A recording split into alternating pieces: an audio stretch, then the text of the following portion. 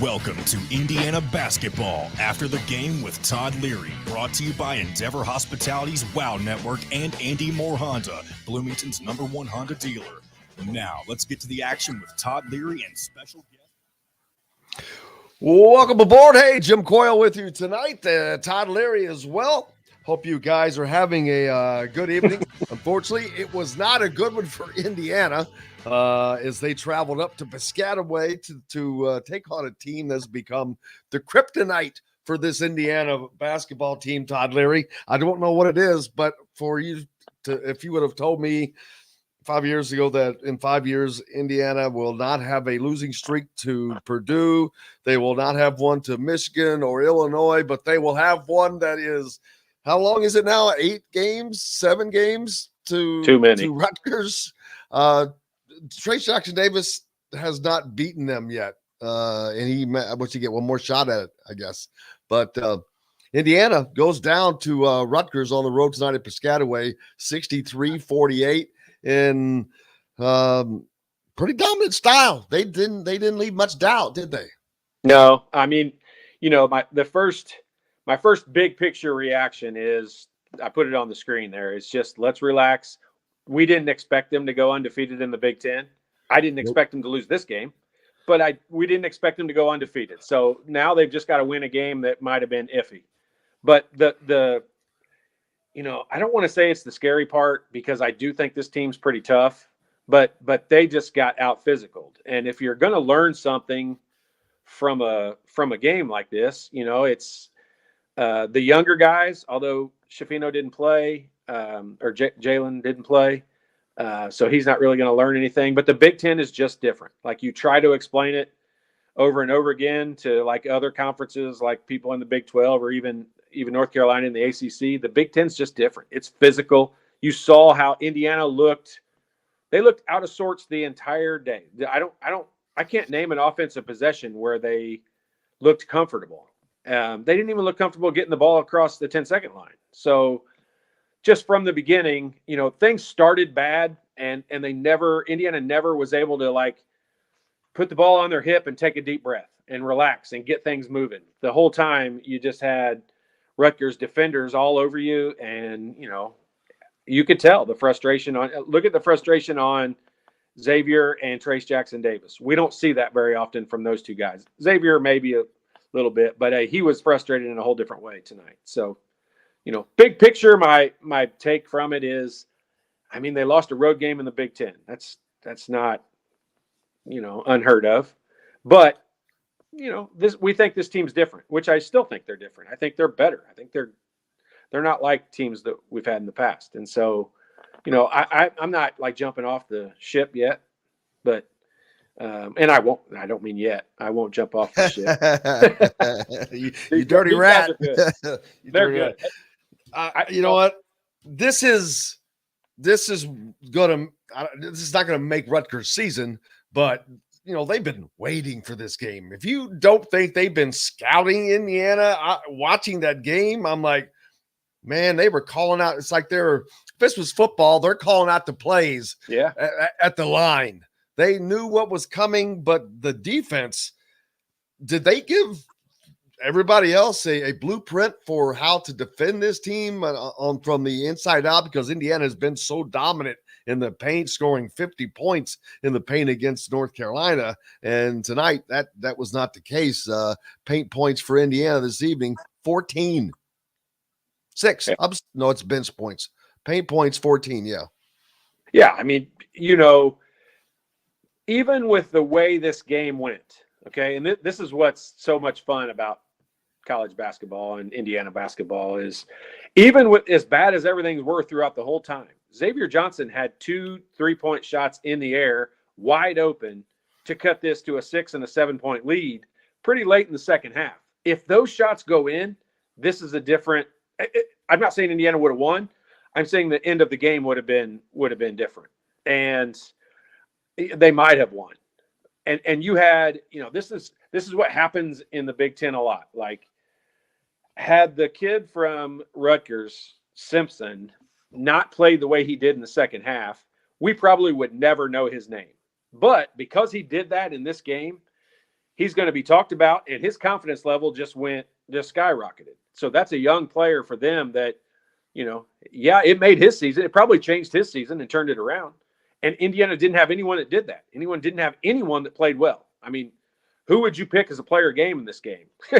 Miller Kopp, obviously, because he made a bunch of shots. But other than that, this was just this was a frustrating game for Indiana, and I don't think it's the worst thing in the world for this group to have a frustrating game right now.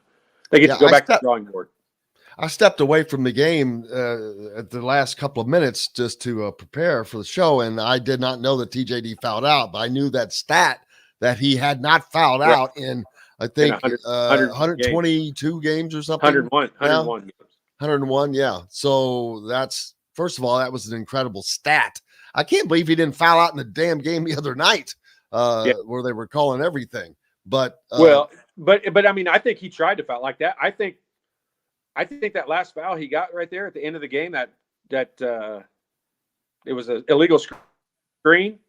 I'm pretty sure he did that on purpose. Like, he knew he was fouling out. Like, it wasn't any big shock to him. And that's not a stat like you don't care about. As a player, you don't care about that stat, fouling out. I mean, you'd have cared if it was a 3-point game, but when the outcome was already decided, he could care less about that stat. Like, that doesn't mean anything. It's just something fun for us to talk about.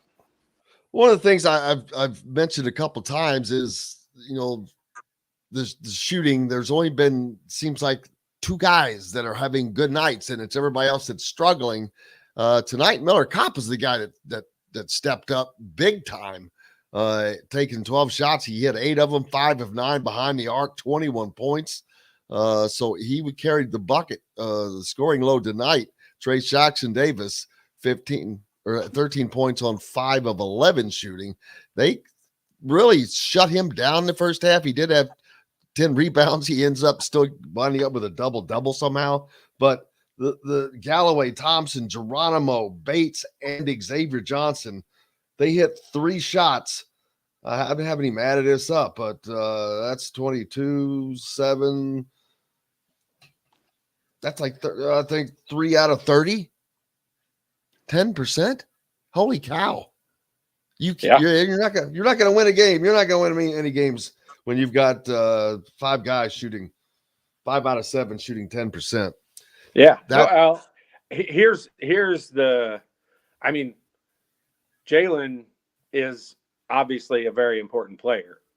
He's not this important. Like, he's extremely important, but when you get 0 points and 0 made field goals, obviously, out of Race Thompson and Trey Galloway, you're going to struggle to win. Like, you're going to need some really impressive performances from other people. And you got one from Miller Kopp, but unfortunately there just wasn't one from anyone else. And yeah, Trace had a double-double, but that's the hardest earned double-double, an All-American candidate's ever had. Like, he just never was confident. He missed a lot of shots in the first half. He doesn't usually miss. Everyone on Indiana did except for Miller Kopp.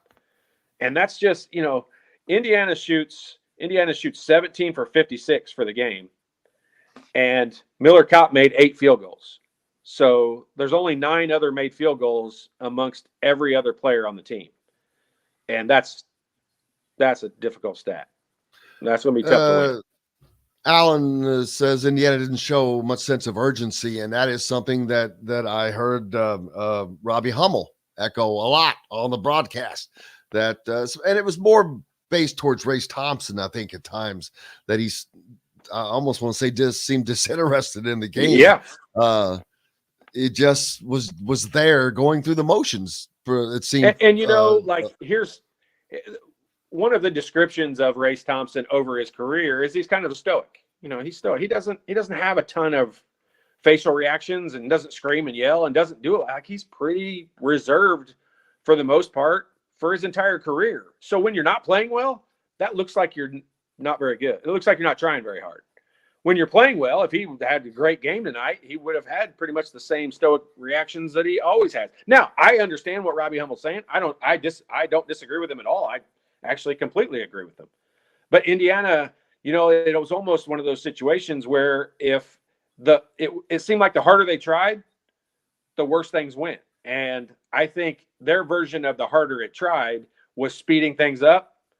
And that's the opposite thing that you need to do on the road. On the road, in those scenarios, you need to be able to put the ball on your hip, stand there for a second, everybody take a breath, get in your position, and then boom, go run your offense.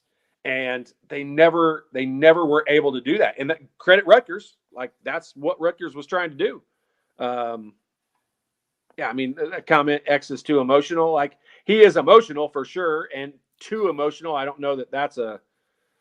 I mean, he got frustrated. Trace got frustrated. I mean, they all got frustrated. You can see that timeout that Xavier called towards the end of the game, which was their last. That was. I'm glad you brought that up. That described the whole game. You know, that was. Before I punch somebody in the mouth right now, I'm going to call it exactly. Go to the bench, because I think that was the second reaction that was going to happen. I think you're exactly. I mean, we've all been right.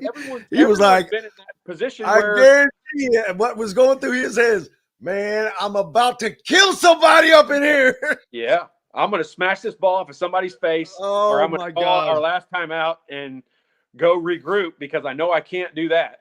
And so that was kind of the, that summed up the whole game. Like, that's really what it was like. And yeah, there were more bad calls, but you can't blame that on what Indiana did today. I will say the one call specifically on Trace Jackson Davis on the layup, that when one of the play-by-play guys says, well, the referee was kind of blocked. I was like, blocks ass. The ball is in his hands. He's going up, and all of a sudden he throws it to the ground. I'm like, do you think he does it on purpose? Is that a natural movement? No, it's not. Crazy. Here's what's crazy about that is, one, you got an All-American candidate that's on the break. They almost always get the calls. And secondly, that's not just a normal move that someone does. Like, obviously there was some contact. The officials almost always err on the side of calling it versus not calling it. And honestly, that was a big difference in the game. It really was. I think it was an 8 or 10 point game at that point. And that could have been a 3-point play. We could have, should have, would have, but I remember thinking that was a critical point, just like you just said, because there was plenty of time at that juncture. And if they get that 3-point play, it's a different ball game. And mentally, especially for Indiana. Yeah. And think of it this way. Like, honestly, Trace, even though he wasn't playing that great, had kept his composure really well up to that point. From that point on, pretty much everything he did was in frustration. His fouls, he missed a little shot inside. Like, everything at that point was, him being more frustrated than we normally see him. And so, obviously, Jim, we're sitting here talking about all the negatives, and I'm checking myself over and over again to go back and say, you lost a Big Ten road game against a place that everyone will tell you is hard to play. But I'm gonna say this, and I firmly believe this. Where they played this game tonight had nothing to do with them losing. They got out toughed, and I think, other than, coaches don't like for someone else to say their team got out tough. They don't mind saying it, but they don't like for somebody else to say it. So other than the fact that it would be offensive for someone else to say that about your team, I think all of the coaching staff would say, we got out physical and we got out toughed. But how does Indiana, and I agree with you 1,000%, but how does Indiana get out physical with Trace Jackson Davis and Race Thompson, two veteran, big, accomplished guys in there, and they both did. And Race Thompson was the same. He was like, he was just no impact on this game. He didn't score a point, and yeah, he's 0 for 4, shot 3 threes. The shooting 3 threes, which this, Jim, I am an advocate, even though his percentage isn't good, I'm an advocate of Race Thompson shooting 3-pointers because it stretches the floor. It stretches the floor. But when 75% of his shots were 3-pointers in this game, that tells you alone he was kind of taking the easy way out, because that's not if he's 3 for 4, it's a different story. You're heat checking it at that point. But when you haven't made any and you're still shooting them, that's just not his game. That's not normal for him.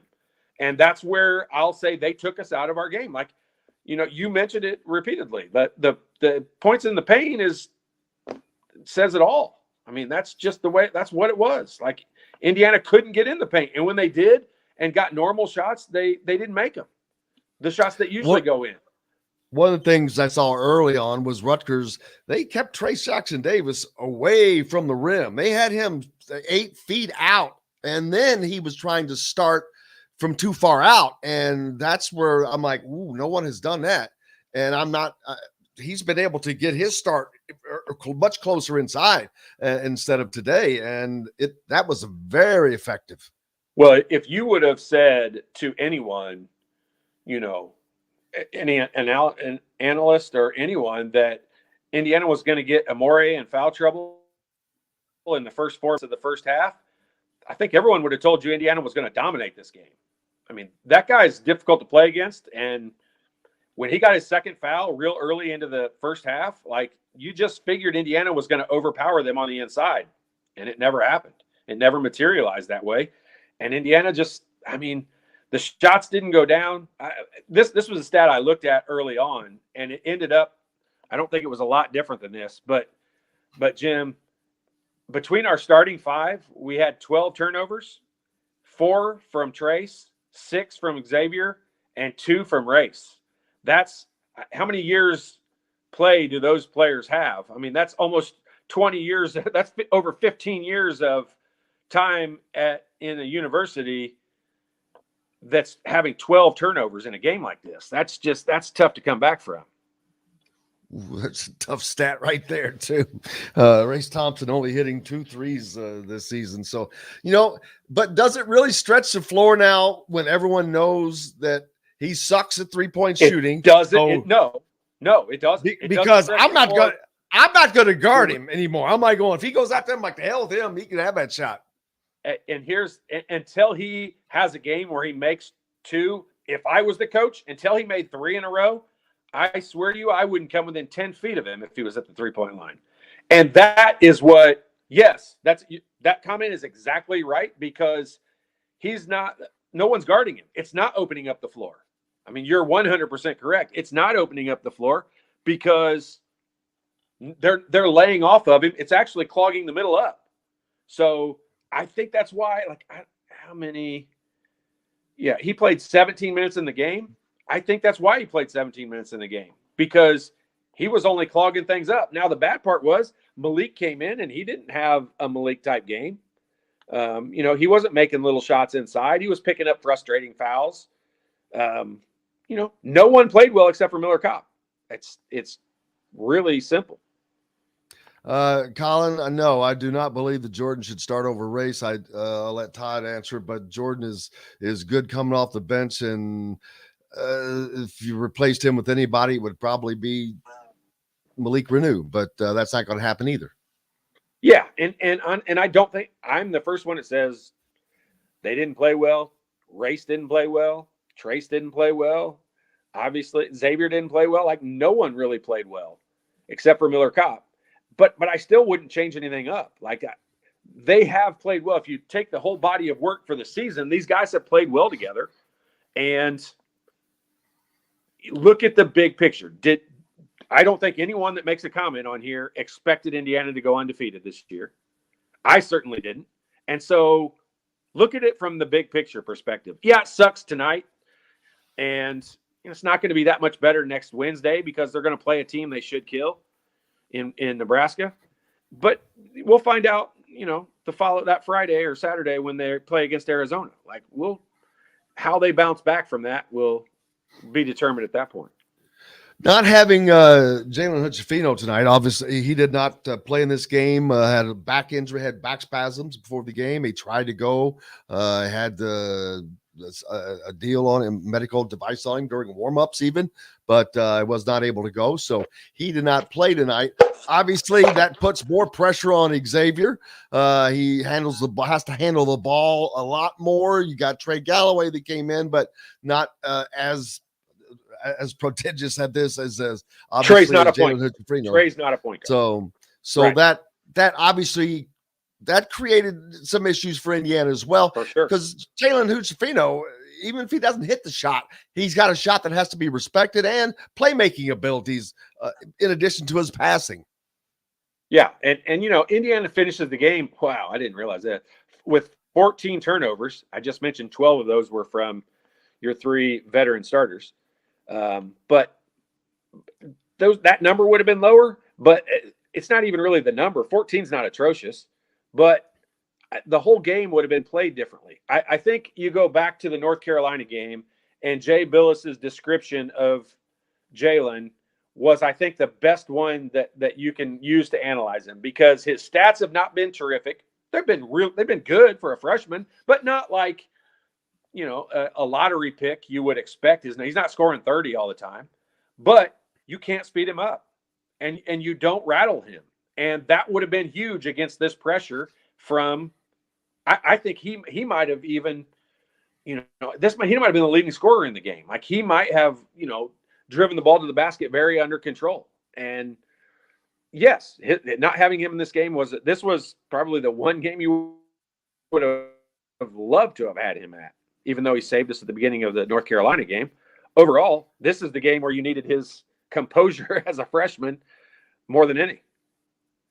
Jake hit the report, reminding me early on, rebounding especially. My gosh, Rutgers had more offensive rebounds than Indiana had total rebounds. They had, I think it was 13 offensive rebounds at a point, and Indiana had 11 total rebounds. They had more offensive rebounds than we had. They had more offensive rebounds than we had points for a good portion of the first half. That is beyond crazy. That is. Hey, every shot that went up, like I will assure you, I know I love how knowledgeable Indiana basketball fans are, but every shot that went up in the first half scared me to death from the other team, from Rutgers, because I either assumed it was going to go in or they were going to get the rebound. We were not going to secure the rebound. And every time we did, it was a huge sigh of relief. And I just, like, that can't happen. You can't win, especially a road game in the Big Ten. If they give up that kind of offensive rebounding to Nebraska, they'll get beat. Like, you cannot do that in the Big Ten. You can't give these teams second chances, because I don't know what the number is, and just looking at second chance points won't tell you the whole thing.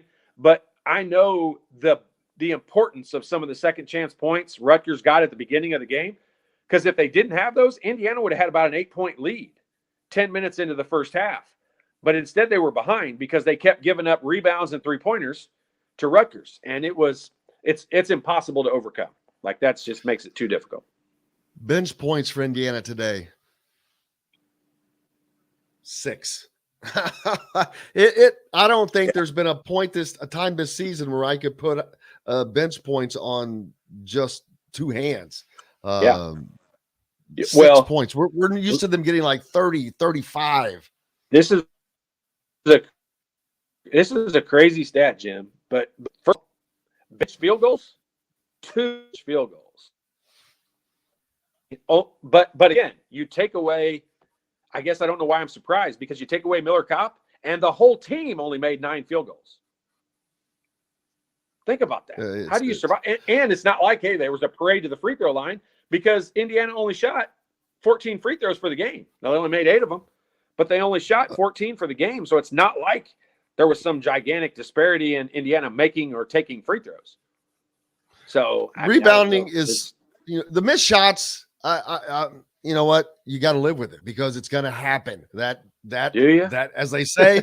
Well, I'm just saying, not every game, not game after game, but that there's like I said, I knew, like you said, we knew losses were coming. They're not going to win every game. They're not going to go undefeated. Right. I didn't know that they'd lose this game, but I didn't know that they wouldn't lose this game, because Rutgers is up way more for this than Indiana is. Rutgers is not playing in Las Vegas against Arizona. They shouldn't be, though. But as a former, how it is mentally, how hard it is to keep that noggin straight. Except for they were saying all the right things. The second the North Carolina game was over, Trace Jackson Davis immediately talking about, I've never beaten Rutgers. I mean, that's what you want him thinking. That's exactly what you want him thinking. That's why he still has it's surprising to me that they got out-toughed. because they did have something to play for. They had redemption to play for. Geo Baker making those comments on a podcast, man, that pissed me off as a fan. I imagine as a player who had been a part of all those beatings. Like, I for sure would have had a little extra in the tank for that. You know, unless Race Thompson is hurt and we don't know about it, or he's sick, he did not play with great. any aggression. Not great with any aggression, with any fortessanal attitude today, I guess you'd say. He got it taken to him, and he backed down. That's what I saw. Well, yeah. I mean, you know, I'd love to be able to argue with that, and I would love to be able to say those are harsh words, but it's pretty darn accurate. I mean, he has a lot more national credibility than the people he was playing against, and it sure didn't look like it. They looked like they were a million times more athletic and more excited to play in this game than him. So, yeah, I mean, and I don't want to fail to give Miller Kopp his due today, because that doesn't happen very often. But man, without him, this would have been embarrassing. This would have been Wisconsin. I mean, Minnesota, or whoever it was that beat y'all by 40. I'm talking about back when you 50, were playing 50. Oh, it was 50. Yeah, we lost by 50. It was 50. That's not even possible. Yeah, but I mean, you take Miller Kopp out of the game, and I mean, are staggering just out of this game. I mean, what does Indiana have to worry about? I mean, now, because they've got to go forward. 9 for 44. 9 for 44 is the rest of the team. Yeah, that's trying to calculate. Not good. Not good. It's over 20%. 20. Yeah, that 20. So moving forward. But see, now I've had this conversation more than once, a couple of times, about the games that they had. Where I'm like, oh man, if it wasn't for these two guys, we've said that a lot. But then we talked about Indiana having the depth that always makes up for that. Right. This time it didn't happen. But I don't know that was as much personnel or game plan. What? Well, here's what I think we could have all predicted. Now, we didn't want it to happen, but we could have predicted going into the game that Malik probably wasn't going to have a gigantic impact in this game because it's his first Big Ten game on the road. And I'm not some person here that's coming up with a crazy, stat here. Like, it's more difficult to play in the Big Ten. The Big Ten's just different. Everyone kind of describes it that way. And so I'm not like making that up on my own. So it's just different. And Malik probably shouldn't have been expected to have a great stat line in this game, but he shouldn't have needed to. Indiana has plenty of depth in guys who have tons of experience in the Big Ten on that roster. So it didn't need to be that way. Like, this is a tough loss. Like, hey, Jim, let's look at it this way. This isn't going to be the last loss that Indiana has this year. And so let's not freak out about it. Every team in the country, no one's gone undefeated since 76. So every team in the country is going to have some setbacks and have times when things are not rolling like they were against North Carolina. Now, it stinks for this to only be a few days after the North Carolina game, because you'd have loved to roll all the way into Arizona and Kansas, feeling great about yourself. But, I'll go back to it, Jim, over and over again. The coaching staff will not say that shooting was the problem in this game. They will say they got out-toughed. That's just what coaches say. But the bottom line is Rutgers made some very difficult shots, and Indiana didn't. Other than Miller Kopp, I can't name another shot that someone made that was an impressive shot. And they missed a lot of wide open shots. Yeah, I can name 5 or 6 that Rutgers made that were difficult shots that either the Simpson kid made or McConnell. Like, they were making some difficult shots. Indiana didn't make any. And so I have no reservation whatsoever in saying I don't think Indiana's offense was significantly different in this game versus some of the other games. They just didn't make the shots. And I mean, the coaching staff will never agree with that in a million years because no coaches ever agree with that. They'll harp on we got out physical and out toughed and out offensive rebounded and everything else. And I'm going to tell you, Indiana still has a chance to win this game if they shoot anywhere near 40 or 50%. I mean, if they shoot 50% in this game, they win by 15. Defensively, they still hold Rutgers. They only shoot 36% from the field, 28% from behind the three-point line. They only hit 6 of 21 three-point shots. They weren't doing anything either. Indiana had been averaging about 77 points per game, and they only get 48 in this game. That's a substantial drop. Had they been where they normally are, we're not having the same conversation, but they got defensed, and I mean defensed tough. But I'll ask you the same question I asked at the start. Did Indiana give everybody else a blueprint today of how to defend them when they see how someone like Race Thompson reacts, when they force guys? Well, now not having Jalen Hood-Schifino is not under their control, and I think that obviously played a part into it. But I would have assumed that the teams are going to look at this and say, hey, here's something we got to do, guys. Look what happens when you do this to Race Thompson. He shuts down. Yeah, for sure. I mean, they're definitely going to. Now, part of the difference is, I'm not trying to single out any player in particular, but Nebraska doesn't have the physical bodies to go do that to Race Thompson. Like, they're not going to be able to do it.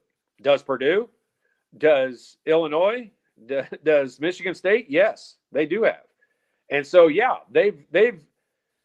I don't think it was any secret, and I think every scouting report at every single locker room in the Big Ten is make Indiana beat you from the outside, because you don't want to let Trace Jackson Davis have his way in the lane. And so when Indiana shoots, I don't know what it ended up being tonight. What was it? 25%, 22%.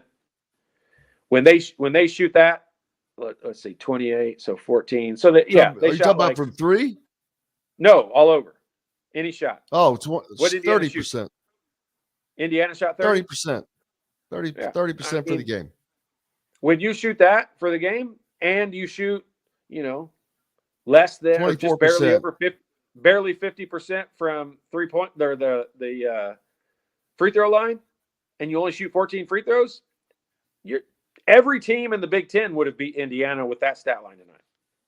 Every team, including Nebraska, would have beat Indiana with that stat line tonight. Now, does Nebraska have the roster in order to be able to do that? Probably not. But the other teams do. Kansas does. Arizona does. So I agree with you, man. I don't think it's like I said, it's going to happen. It's going to happen again. But I didn't expect it to happen this soon. But one of the Big Ten favorites is going to start the Big Ten season 0-1. Yeah, I didn't expect it to happen tonight either. Look, this roster for Rutgers is not scary or impressive or super talented, and I don't mean that disrespectfully. I'm simply saying, like, this is not a team that you should be scared of that much. They're not that talented, and they didn't play that well. They just played very physical. Yeah, well, looking forward to getting up, because coming up are some good games, and getting back into Assembly Hall will help him, I'm sure. But they're going to have to get toughened up. You'd think it was the freshmen that you were concerned of, and it wasn't the freshmen that bailed on you tonight. That's a concerning problem. One of the things that I think that you said that is interesting to think about, I'm just going to flip-flop it around, is you said, does this give all the other teams the recipe for? But what I will tell you, this gives Indiana the things that need to improve. Like, they're going to watch this film. I think they will. Like, I don't know Mike Woodson's coaching style that well, but I know who he played for, and I know what the result would have been in this scenario before. Is you would probably not have watched one single play from the North Carolina game, but you would watch all of these plays repeatedly over and over again, probably starting in about 2 hours when they land back in Bloomington. They'd be watching film tonight. Like, this is that was back in the old technology days. They're probably watching on the plane right now. Believe me, it would not surprise me, because I lost you for a second. That's all right. It's another fun night. Not for Indiana fans, but for us always. Just to be here is always fun. No losses are fun. It's not one that I have got great angst over. Let them learn from it. Let them dig down and use this, because they've got tough games coming up. If they think this is tough, wait till they get to Fog Allen. This is nothing compared to what that's going to be like, and that crowd and those guys. So just use it to toughen up and get better, because it's a long season. How you respond to these things, that is more telling than anything. Right. How Race Thompson responds to this performance tonight is going to be more telling than anything. So that's what I'm looking to see. Yeah. That's fine. They gave us a litmus test to look at, and we'll use it to watch. Yeah, and I think your point that you were saying earlier is this is the recipe for other teams to beat us. Well, this is the recipe for us to go in and fix some of the problems that we have. And it's just one of those.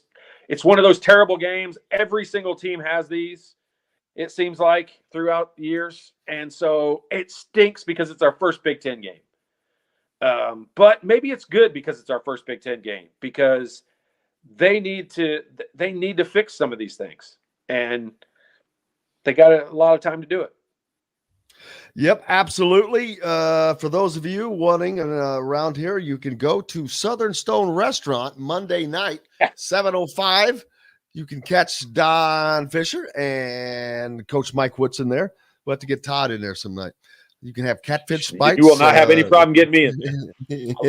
or whatever else you like. But they are there for Inside Indiana men's basketball. And Terry Morin is on before that for Inside Indiana women's basketball. So and they are having a season. They're still undefeated. They're going to still be in the top 10 next week when the poll comes out. So congratulations. Both teams in the top 10 didn't last long, did it? No, but that would have been cool. But yeah, looking forward to that. And then, of course, we're back on Monday morning for Indiana Sports Beat Radio. Make sure you tune in then for all of the updates from everything over the weekend to get you going. And then, of course, we're back for After the Game with Todd Leary on Wednesday, and then next Saturday in Las Vegas. Man, it's time. That would be cool. We need to get him to open the show. It's time. That's Michael Buffer's brother. It is, I think. I'm pretty sure. Let's get ready to rumble. Yeah, I swear. I think it is. But big thanks to Todd Leary. Of course, it's his show, so I don't usually thank the main guy. That should be you doing that. When I opened the show last week, when I opened the show by myself last week and I said my own name, it just didn't sound right. It was just weird. I hear you, brother. That's why I try to make it easier on you when you're all by your lonesome. Appreciate it. But we're looking forward to doing this again, man. We can't thank everybody enough. Thank John, the producer, for keeping us between the white lines as well. Like I said, we're back on Monday to do it all over again. Until then, you guys go out and have yourselves a great rest of your weekend. I'm Jim Coyle for Todd Leary. I'll see you on the radio. Thanks for listening to After the Game with Todd Leary. Make sure to catch Indiana Sports Beat Radio each Monday through Friday from 8:30 to 10:30 live on YouTube, or at your leisure by subscribing to Indiana Sports Beat Radio on YouTube. We'll see you next time for another edition of After the Game with Todd Leary.